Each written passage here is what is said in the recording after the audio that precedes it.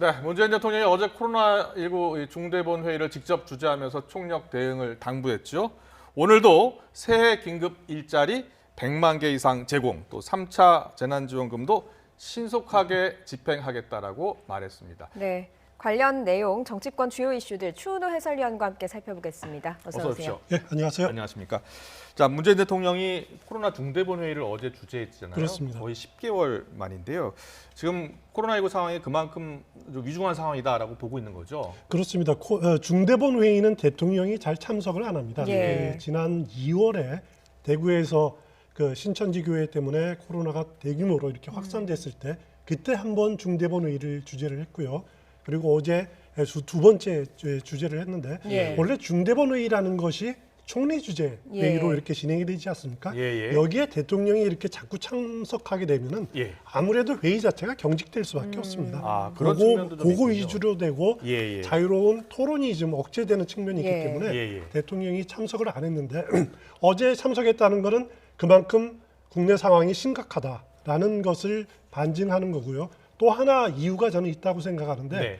지난 9일 대통령이 청와대 그 국가위기관리센터에서 이제 회의를 주재하지 않았습니까? 예. 방역 회의를. 그때 한 말이 이제 백신이라든가 치료제를 언급하면서 긴 터널의 끝이 보인다. 이렇게 낙관적인 로 해석될 수 있는 전망을 예. 내놨어요. 예. 여기에 대해서 그 말한 이후로 또 이렇게 900명, 1000명씩 올라가고 여기에 대해서 비판적인 목소리들이 높아지니까 대통령이 나서서 지금은 낙관할 때가 아니다. 절체절명의 순간이다. 그리고 면목 없다라고 머리를 숙이는 그런 반성하는 모습도 어제 회의에서 보인 것이 아닌가. 그 메시지를 담고 있는 게 아닌가 생각이 듭니다. 예. 또 정치권에서도 이 K-방역을 둘러싸고 논쟁이 벌어지고 있습니다. 여야 원내대표 발언 들어보고 오겠습니다. 그동안 세계에서 유일하게 봉쇄 없이 코로나 상황을 관리했습니다. K-방역은 정부의 신속한 진단, 추적, 치료 시스템과 함께 국민 모두 방역 요원을 자처하며 방역에 협력했기 때문에 가능했습니다.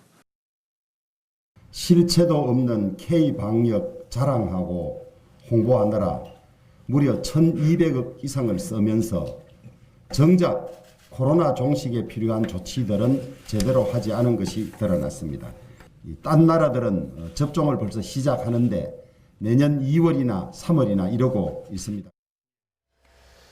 네, 여야가 이 코로나19 대응, K-방역에 대한 엇갈린 평가를 지금 내놓고 있는데요. 자, 대통령으로서는 사실 그동안 이 코로나19 대처를 잘했다라고 해서 그렇습니다. 지지율에서 큰 버팀목이 돼줬거든요. 그런데 지금 코로나19 상황이 안 좋아지니까 참 어렵게 됐어요. 지지율에도 당장 영향을 미치고 있죠. 예. 이것이 왜냐하면 국민들의 그 생사에 달린 문제이기 때문에 굉장히 민감할 수밖에 없는 문제고요. 예. 그리고 이제 그동안에 전문가들이 선제적으로 대응해야 된다라고 이렇게 많은 전문가들이 주장을 했었지만은 정부는 그래도 다른 3단계 격상이라든가 하는 것이 경제에 미칠 영향들, 예. 특히 소상공인들에 대한 미칠 영향들을 고려해서 이렇게 결단을 못 내리고 있는 상황 아닙니까? 그렇지만 여기에 대한 그 회의적인 시각들, 비판적인 시각들도 상당히 있는 것도 사실이고요. 예. 또 이제 백신에 대해서도 정부가 백신 계획을 내놓고는 있지만은 여기에 대해서 상대적으로 미흡하다, 너무 추상적이다, 구체적인 계획이 없다라고 하는 그런 불만도 있는 것도 사실입니다. 예. 이런 비판적인 시각에 대해서 정부가 좀 적극적으로 대응을 해야 되는 진짜 실력을 보여줄 때가 지금이 아닌가 그런 생각이 듭니다. 예. 문재인 대통령 국정수행 지지율 관련해서는 이따가 조금 더 자세히 짚어보도록 하고요. 부동산 관련 주제 여쭤보도록 하겠습니다. 문재인 대통령이 지난주 공공임대 주택 단지 현장을 방문했는데 이때 나온 발언이 여야 공방으로 이어지고 오늘까지도 이어지고 있습니다. 들어보고 오겠습니다. 최근 문재인 대통령이 소위 열세평 공공임대 아파트 발언으로 가뜩이나 성난 부동산 민심에 불을 질렀습니다. 심지어 대통령 사저를 6평으로 제한하라는 청와대 국민청원까지 등장을 했습니다. 소위 촛불 정권이라고 자처하는 정부가 민생 해결은커녕 국민의 가슴을 후벼 파는 말을 일삼는 것은 국민적 배신이 아닐 수가 없습니다. 바로 그 임대 아파트에 지금도 157만 호 약 한 500만 명 가까운 사람들이 살고 있는 것 아닙니까? 임대주택에 살고 있는 500만 명에 가까운 우리 국민들, 100대 1의 그 경쟁률 속에서도 거기에 입주를 희망하고 있는 대기자들 비하하고 모욕한 거라고 저는 생각을 합니다. 네. 문 대통령이 사실 그 임대주택 방문해서 직접 한 이야기는 아니고 이렇게 물어보는 식으로 답변을 물어본 건데 그걸 이제 일부 언론에서 잘못 해석을 해서 썼다. 이렇게 청와대가 계속 해명한 내용이거든요. 그렇습니다. 그런데 계속해서 야당이 공세를 이어가고 있는 이유는 어디에 있을까요? 아무래도 부동산 민심, 부동산에 대해서 야당이 주장하기로 부동산 실정 예. 이 부분이 문재인 대통령의 가장 아킬레스건이다. 예. 그래서 이 부분을 계속 집요하게 공격해야 된다라고 하는 것이 야당의 판단인 것 같습니다. 예, 예. 그래서 문재인 대통령이 공공임대주택 방문한 거 가지고도 계속 이렇게 시비를 걸고 있는데 공공임대주택은 문재인 대통령의 주요한 주택 공약 중에 하나입니다. 예. 그 현장을 가는 것은 뭐 굉장히 그 바람직한 일이고 갈 수 있는 그 반드시 가야만 하는 일들이죠. 하지만 야당이 지금 고리를 걸고 있는 것은 지금 집값 상승에 그다음에 전세값은 씨가 마른 전세는 예. 씨가 마른 상황. 예. 그래서 정부가 최근에 내놓은 대책이 전세용 주택을 11만 4천 세대를 공급하겠다라고 예. 주장하지 않았습니까? 예. 그 일환이 이제 어떻게 보면은 공공형 임대주택도 이제 그런 일종일 텐데 예. 그렇지만은 국민들이 지금 시장이 바라는 것은 이런 다세대 주택 또 빌라 수준의 그 주택이 아니라 아파트를 선호하는 그런 욕구가 예. 많지 않습니까? 그런 것을 정부가 제대로 공급하지 못하면서 공공 임대주택으로 무마하려 한다. 정책적 실패를 덮으려 한다라고 하는 비판에 야당이 철저하게 편승하려 하는 예. 것이고 나름대로 일정 부분은 성과를 거두고 있다 저는 개인적으로 생각이 됩니다. 예. 예. 뭐 지금 현 정권으로선 지금 부동산 가격 자체가 굉장히 아픈 부분입니다. 유승민 전 의원 앞서서 박용진 의원의 이야기를 듣긴 했지만 네가 가라 공공임대라는 글을 페이스북에 올리면서 그곳에도 사람이 산다 이렇게 박용진 의원이 사과를 요구했습니다. 그런데 사실 지난 대선 때 보면요. 유 전 의원도 공공임대 공약을 내놨거든요. 공공임대주택 공약은 모든 후보가 다 내놨습니다. 예. 심지어는 그때 자유한국당 홍준표 후보도 공공임대주택을 내놓고 이 공약을 안 할 수가 없는 거죠.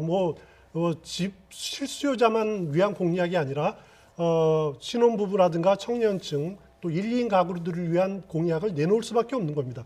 그 유승민 의원도 비슷한 공약을 내놓은 부분들이 있는데 그런데 유승민 의원이 지금 그 주장하고 있는 그 저희의 그 기간에 깔려 있는 것은 뭐냐면은 정부가 부동산 정책을 내면서 계속 편가르기를 하고 있는 것 아니냐. 예. 그것이 잘못이다라고 하는 점을 지적하고 있는데 박용진 의원의 또 이렇게 그 대응을 보면은 역시 비슷한 프레임으로 또 공격을 하고 있거든요. 예. 그래서 이 여야 간에 또 그 서로 맞대응, 맞싸움 보면은 그 편가르기 혹은 그 또 아니면은 중산층을 위한 그 정책 여기에서 벗어나지 못하고 있는 그런 느낌을 받고 있습니다. 예. 자, 주택 정책은 여야 모두 내놓고 있습니다만 사실 야당 같은 경우에는 많은 비판을 하는데 대안을 내놓지 못하고 있는 것 같아요. 그래서 야당이 내놓은 대책이 뭐 있는가 보면은 별로 이렇게 기억에 나는 대책이 없거든요. 그렇습니다. 속 시원한 부분들은 없죠. 예. 그렇지만 이제 지적을 할 수 있는 것들이 많은 그 전문가들이 지적을 하는 부분들을 보면은 지나치게 현 정부 들어서 규제 위주의 정책들을 내놓는 것 예. 아니냐. 예. 그렇기 때문에 예를 들어서 뭐 과거에 아주 부작용도 많았지만은 재건축, 재개발에 대한 그 규제를 너무 강화하고 인허가를 안 하기 때문에 이런 도심의 공급이 그 위축되는 것 아니냐. 이런 부분들까지도 좀 한번 고려를 해야 되는 것을 포함해서 예. 적극적인 공급 완화, 공급을 늘리는 정책을 써야 되는 것 아니냐.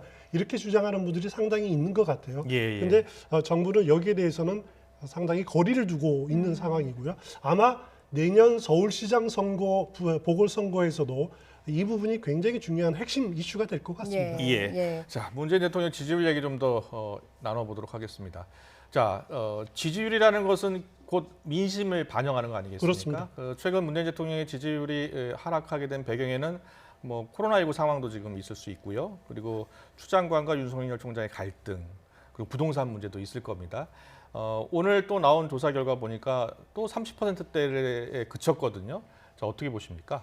오늘 조사 YTN과 리얼미터가 한 여론조사를 보면은 예. 긍정이 36.7 예. 그리고 부정이 58.2 긍정 평가가 최저입니다. 최저 예. 수준인데 저는 이제 거의 위험한 수준으로 거의 가고 있지 않느냐. 예. 예를 들어서 35% 밑으로 가면은 우려스럽지만 레임덕이 시작되는 것 아니냐라고 예. 이렇게 우려도 할 수 있습니다. 예. 만약에 30% 선이 붕괴된다라고 하면은 레임덕이 가속화될 수도 있다라고 예. 보여지는데 지금 단계에서는 가장 중요한 변수가 코로나19에 대한 정부의 대응이 성공하느냐 실패하느냐가 일단 핵심일 것 예. 같고요. 예, 물론 예. 이제 정권 말기에 권력형 비리가 발생하지 않는다라고 하는 전제였습니다. 예. 만약에 여기에 더불어서 과거 정권처럼 권력형 비리가 발생을 하면 걷잡을 수 없이 내려가겠지만 예. 그것을 그 요소를 제외한다라면은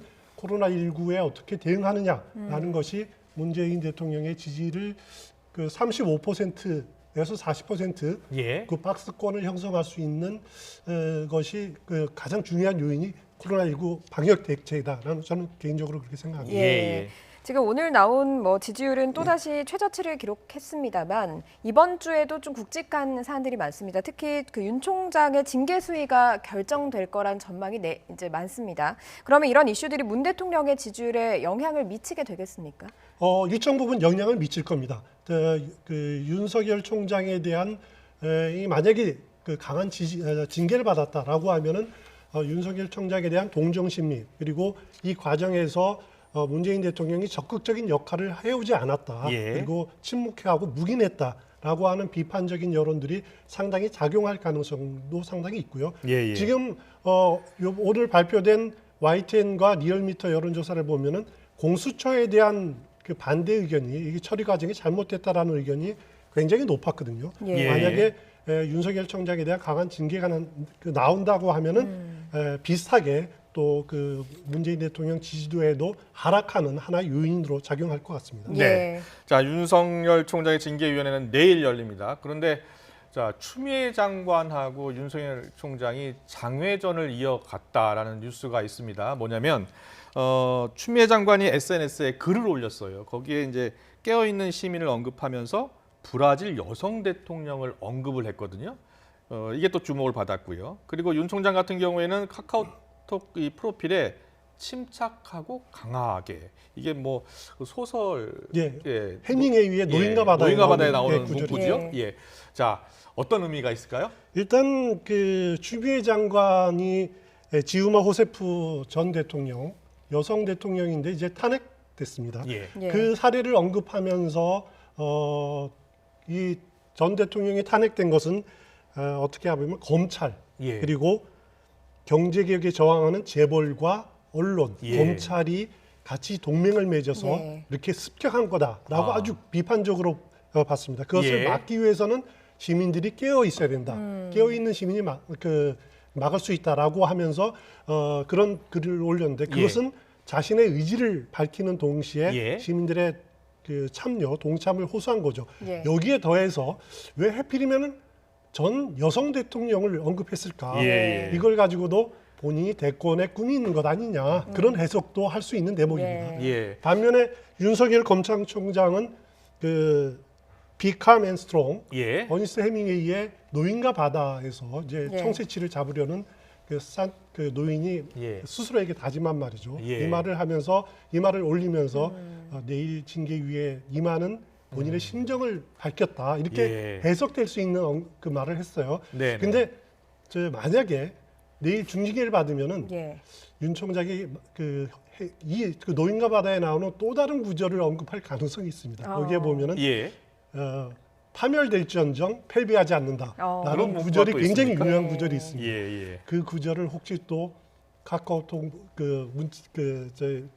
본인의 프로필로 올리는 것 아니냐 예. 그런 추측도 해봅니다. 알겠습니다. 해밍웨이에 나온 두 가지 구절을 가지고 자신의 심경을 대변할 수 있다 이런 분석을 해주셨습니다. 네. 보궐선거 얘기도 한번 해보도록 하죠. 최근 서울과 부산에서 각 정당의 지지율이 지금 어떻게 나오고 있는 추세입니까? 일단 오늘 발표된 리얼미터 여론조사를 보면은요, 서울에서는 국민의힘이 34.1 예. 그리고 더불어민주당이 30.2 비슷비슷합니다. 네. 오차 범위 내기 때문에 이거는 지금 박빙이라고 생각이 되는데요. 그리고 부산 경우에는 부산만 별도로 조사를 하지 않습니다. 예. 부산, 울산, 경남 이렇게 예. 다 같이 하기 때문에 정확한 부산의 민심이라고 하기는 어렵지만 예.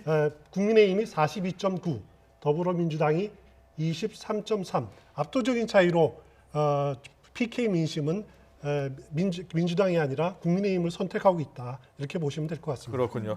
서울 같은 경우에는 우상호 의원이 서울시장 출마를 이제 선언했습니다. 뭐 공공주택 16만 원을 건설하겠다. 그리고 무료 백신을 맞게 하겠다. 이런 공약을 내세웠는데 어떻습니까? 그렇게 먼저 출마 선언을 하는 게 여러 가지 유리합니까? 일단 우상호 의원 경우에는 뭐 나오리라는 것은 모든 사람이 예측을 하고 예. 있었고요. 예. 본인으로서는 이제 마지막 정치 승부수다. 네. 그리고 다음 총선에도 출마하지 않겠다라고까지 이렇게 배수의 진을 치고 도전을 예. 했습니다. 우상호 의원 경우에는 뭐 아시다시피 서울에서 당선된 4선 의원이고 굉장한 합리적이고 경쟁력이 있는 그런 의원입니다만은 오늘 그 출마 선언문 내면서 한 것 보니까 부동산 또 코로나 백신, 무료 백신 뭐 이런 그 언급들을 당연히 했더라고요. 예. 저는 개인적으로 우상호 의원이 그 선전하길 바라고요. 민주당 경우에는 그 서울시장 후보로 우상호 의원, 또 박영선 장관, 그리고 박주민 장관 이렇게 3명이 거론되고 있는데 예. 각각 일장일단이 있습니다.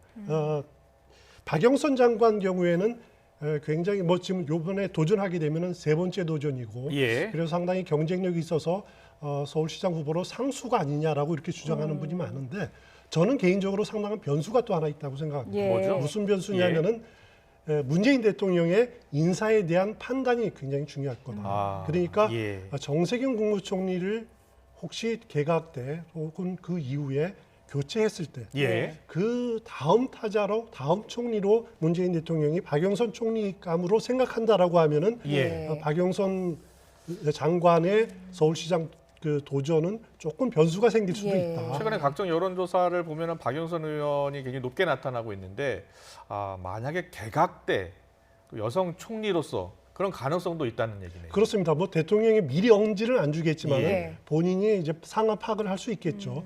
그래서 이제 박영선 의원이 적극적으로 출마를 하겠다라고 하면은 이제 그런 일은 없었던 거 보고 예. 것으로 보시면 될 거고 예. 만약에 출마 선언을 늦추고 불출마 선언을 한다라고 하면은 총리 기용 가능성이 있지 않겠느냐 그렇군요. 이렇게 예측해도 될 것 같습니다. 알겠습니다. 그리고 박주민 의원 경우에는 예. 뭐 40대인데요. 40대인데 굉장히 섣부른 도전이 아니냐라고 이렇게 생각하는 분들도 꽤 있겠지만 그렇지는 않습니다. 예. 지난 대표 선거 과정에서 물론 3등을 했었지만은 돌이켜 보면은 그 전 그 대표와 최고위원 선거 과정에서 보면은 예. 최고위원 됐을 때 최고위원 1위로 당선이 됐습니다. 예. 알려지지 않은 상태에서 예. 당내 탄탄한 기반을 가지고 있다고 보여지고요.